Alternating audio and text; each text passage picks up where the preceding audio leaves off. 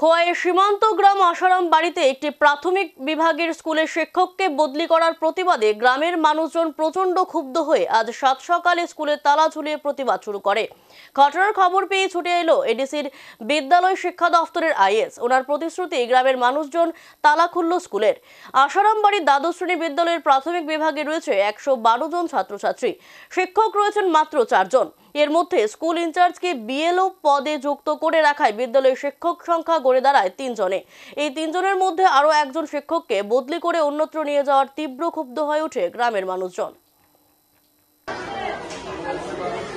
গতকালকে আমাদের আসামবাড়ি দ্বাদশ শ্রেণী বিদ্যালয় প্রাথমিক বিভাগ থেকে এক শিক্ষককে ডেপুটেশনে উদনা এসবি প্রায়ে নেওয়া হয়েছে। উনির নাম হলেন মধুসূদন দাস। এমনিতে আমি এইচএম, আমার নাম দুলাল চাষা, আমি বিএলও 25 খোয়াইয়ের বিএলও। এইচএম এর পাশাপাশি আমাকে ওই দায়িত্বটা পালন করতে হয়।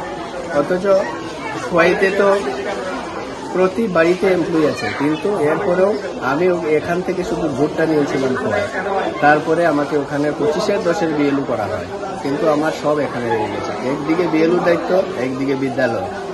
এমতো অবস্থায় বর্তমানে 112 জন স্টুডেন্ট, স্কুল চালানো খুব অসম্ভব হয়ে পড়েছে।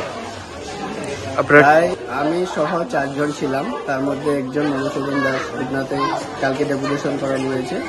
তো এখন আমরা রয়ে গেছি 3 জন। 3 জনের মধ্যে একজন হ্যান্ডিক্যাপ, যিনি কলম ধরতে পারেন না, কর্ণচন্দ্র বিশ্বাস হ্যান্ডিক্যাপ। উনি শুধু বাচ্চাদেরকে পড়ান, কিন্তু কলম ধরার ক্ষমতা নেই। রয়ে গেল একজন নিমাই মুন্ডা, আমি। আমার প্রতিদিন এখন বিএলওর কাজটা এমন পর্যায়ে গেছে, প্রতিদিন আমাদের এসডিএম অফিসের সাথে যোগাযোগ এবং কাজ করতে হয়।